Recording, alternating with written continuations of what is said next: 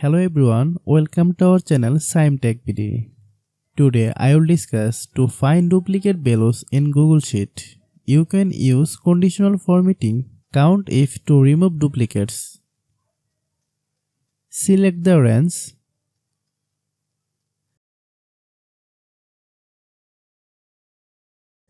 Click Format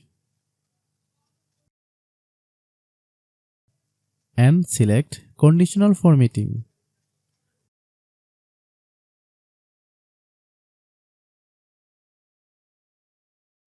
In the Format cell, if drop-down, select Custom Formula.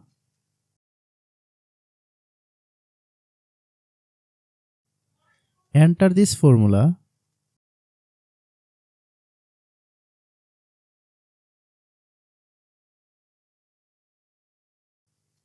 Choose a highlight color and click Done. This will highlight all duplicate values in the selected column. Thanks for watching.